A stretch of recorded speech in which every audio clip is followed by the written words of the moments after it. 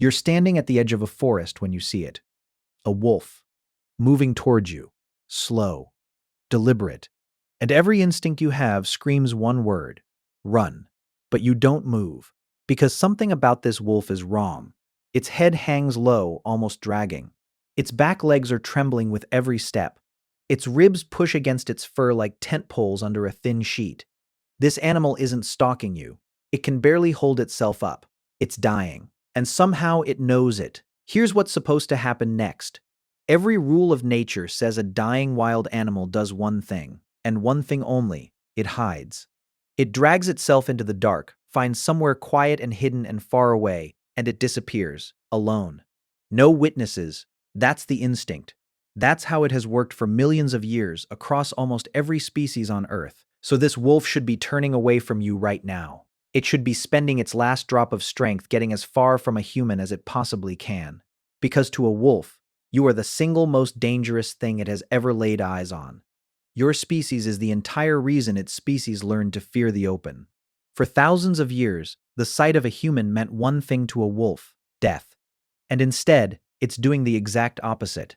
It's spending the final minutes of its life walking toward you. Now here's the part that should really stop you. This isn't one strange wolf. It isn't a fluke. Rangers, hikers, farmers, and veterinarians have quietly reported the same impossible thing for generations. Deer stepping out of the tree line and lying down in someone's backyard. Foxes collapsing on doorsteps in the middle of the day. Bears, full-grown bears, settling down a few feet from a person and simply waiting. Over and over, in every corner of the world, wild animals reaching the end of their lives and choosing, deliberately, to close the distance to the one creature they spent their whole lives avoiding. So, the real question of this video isn't why do animals die? That part's easy. The real question is far stranger.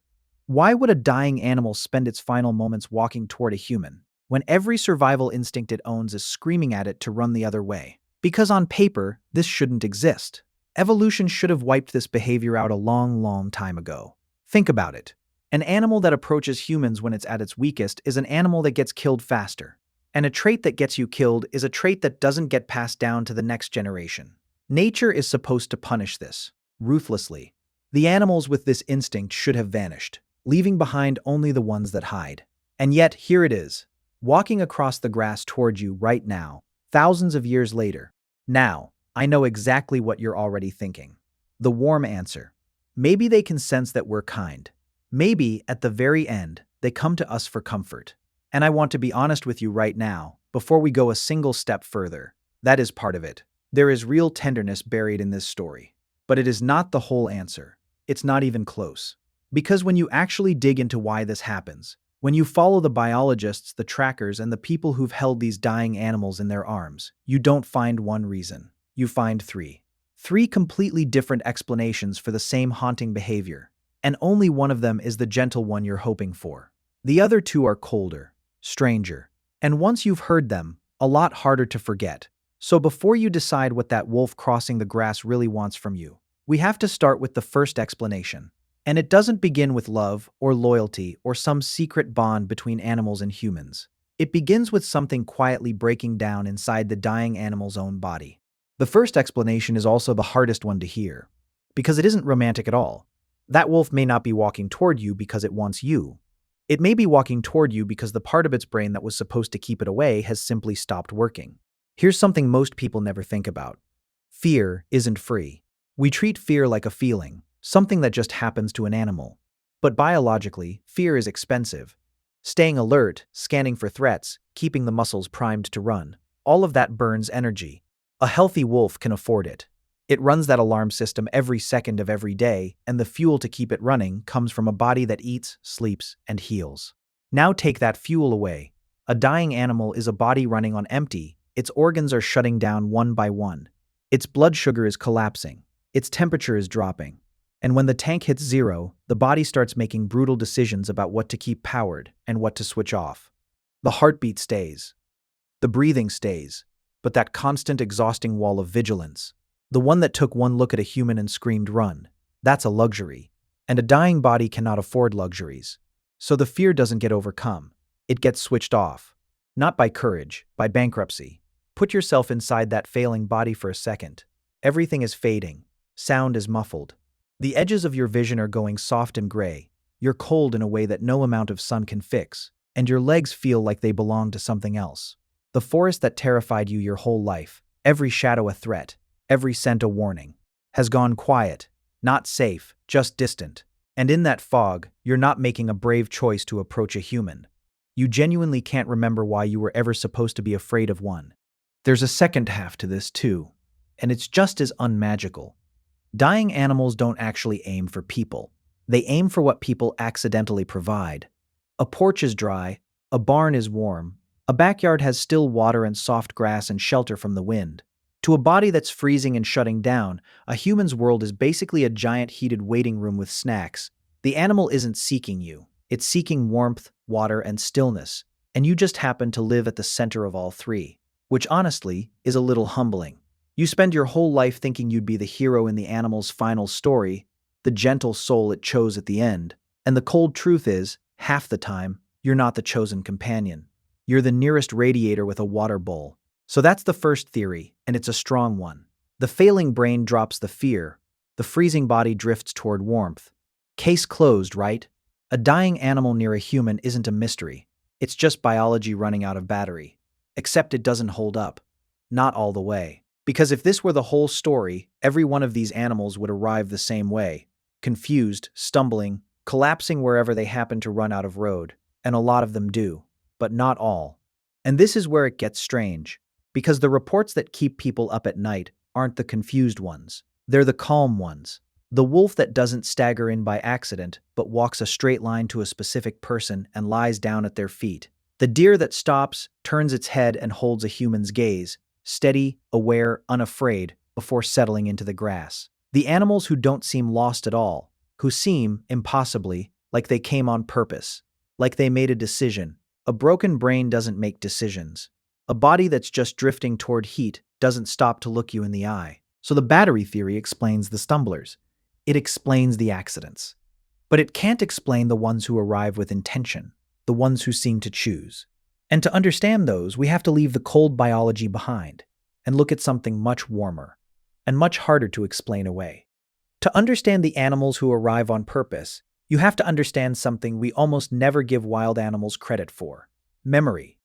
Specific personal, emotional memory. For a long time, we assumed animals lived in a permanent present, reacting to whatever was in front of them, feeling nothing that lasted. We were wrong. We now know that many species carry detailed memories of individual humans for years. Crows remember a single face that once threatened them and hold the grudge for the rest of their lives. Elephants recall the specific people who helped their herd decades earlier. And these memories aren't cold data. They're wrapped in feeling, trust, or fear, attached to a face. So picture a wolf that years ago had one encounter with a human that didn't end in violence. A hiker who backed away slowly. A farmer who left food out through a hard winter instead of reaching for a rifle. To that animal, one human stopped being a predator and became something it had no word for but absolutely understood: safe. A single exception in a lifetime of danger. Now that animal is dying, its mind is going quiet, and in the quiet, the strongest memories rise to the top. The way our own oldest, deepest memories surface at the end. And for this animal, one of the strongest, safest memories it owns is a human. So it goes looking, not for any person, for that feeling. The one place in a terrifying world where nothing bad ever happened. This is the answer you were hoping for. And it's real. There are documented cases of wild animals returning, at the end, to the exact people who once showed them mercy, traveling distances that make no biological sense, past better shelter and easier water, to lie down beside one specific human. Not the nearest one, the remembered one. For those animals, this was never about a warm porch. It was about not being alone. It was about going back one last time to the being that had once proved the whole world wasn't trying to kill them. And I'll admit, that one gets me. There's something almost unbearably gentle about a creature spending its whole life afraid and choosing, at the very end, to be brave one final time for the sake of not dying alone. If the story stopped here, it would be beautiful. But here's where I have to be honest with you. Because the story doesn't stop here. And the next part is the one nobody wants to sit with. We've been assuming the animal comes to us for comfort, that it sees a human and feels safe. But there's a colder reading of the exact same behavior, and it fits the evidence just as well. What if the animal doesn't come to you because it trusts you? What if it comes to you because, in its final confusion, it has stopped being able to tell the difference between a protector and a predator, and some part of it is looking for the thing that ends the pain? Because a dying animal is often a suffering animal. And across the animal kingdom, when an animal is cornered by suffering, it doesn't always seek comfort. Sometimes it seeks resolution. It goes to the biggest, most powerful force it knows, the one thing on earth it has always understood, could end a life quickly and completely: us. Not as a friend. As a final mercy it can't name but instinctively moves toward. Sit with that for a second, because it reframes the whole image. That wolf crossing the grass toward you might not be saying, "Stay with me." It might be saying, "Finish it." The same walk, the same lowered head, the same closing distance. Two completely opposite meanings, one of the warmest things in nature, and one of the loneliest, and from the outside, you cannot tell them apart. And before that fully sinks in, no. This doesn't mean every animal that approaches a human is secretly begging for the end. That would be its own kind of fairy tale, just a darker one. The honest truth is quieter and stranger than either extreme. Sometimes it's trust, sometimes it's surrender, and the animal itself may not fully know which. It just knows where to go. Which leaves us with one last question, the biggest one: why us? Of all the creatures on this planet, why is the human the one that a dying animal walks toward at all? And the answer to that isn't hiding in biology or in memory. It's buried in something that happened between us and the animals tens of thousands of years ago around a fire, in the dark. To understand why we are the ones animals walk toward, you have to go back roughly 40,000 years, to a night that changed both of our species forever. Picture it: a small band of humans, huddled around the first real advantage our ancestors ever had: fire. The light pushes back the dark maybe 20 feet. Beyond that ring, the night is full of eyes, and some of those eyes belong to wolves. Now, the story we like to tell is that a brave human walked out into the dark and tamed a wolf. That's not what happened. It was the opposite. It was a wolf, one specific, strange, slightly less fearful wolf, that made the first move. While every other wolf stayed hidden in the trees where it was safe, this one crept a little closer to the fire, close enough to catch the scraps, close enough to feel the warmth, close enough to do the single most dangerous thing a wolf can do: trust a human. By every rule we talked about earlier, that wolf should have died for it. Approaching humans is supposed to get you killed, but this one time, it didn't. The humans didn't drive it off. They let it stay. Maybe because it warned them when other predators came. Maybe just because a pup looked into a child's eyes and something in both of them softened. And that wolf ate and survived, and had pups of its own. Pups that carried the same strange, world-breaking instinct: get closer to the humans. Take a breath here, because this is genuinely one of the great turning points in the story of life on Earth. And it happened because a predator decided we were worth the risk. That wolf that chose the fire became the animal now asleep on your couch, dreaming and twitching its paws, utterly convinced you are the greatest and most trustworthy creature that has ever existed. The wolf that didn't eat the humans became the dog.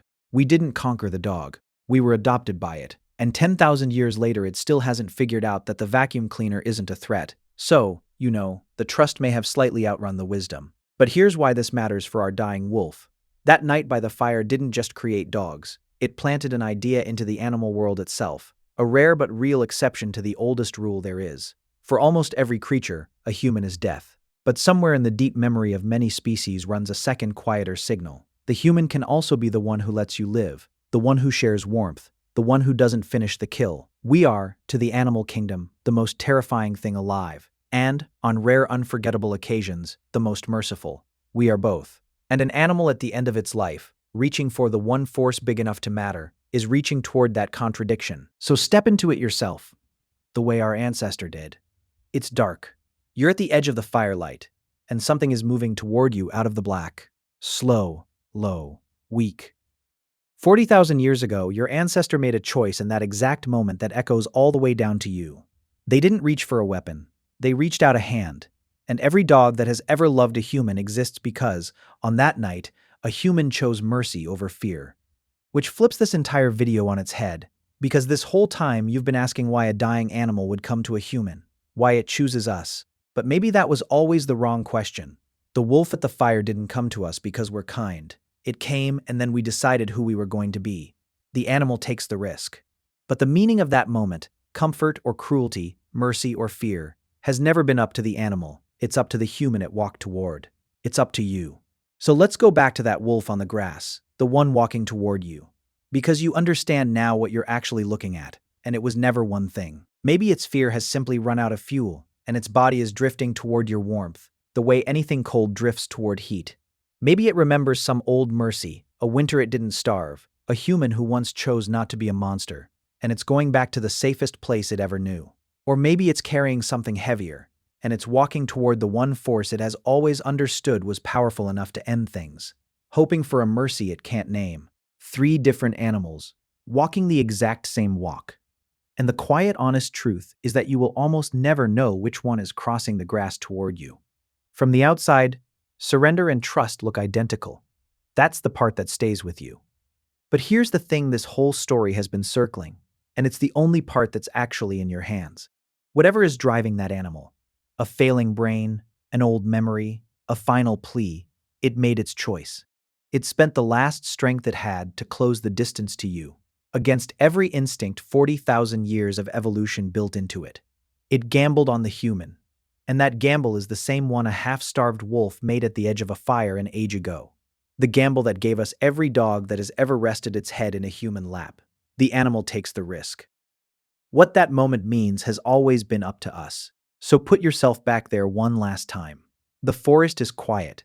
The wolf reaches you and folds down into the grass at your feet and lets out a long breath and goes still, watching you, unafraid, for the first and last time in its life. You'll never know exactly why it came, but you get to decide what it finds when it arrives. Whether the last thing it feels is fear, or the thing that wolf by the fire was hoping for all those years ago. You came here asking why dying animals come to humans. Maybe the real question, the one worth carrying with you, is whether we're still worth the walk. If this stayed with you, subscribe, so the next time the wild does something that makes no sense, you and I get to figure out why together. I'll see you in the next one.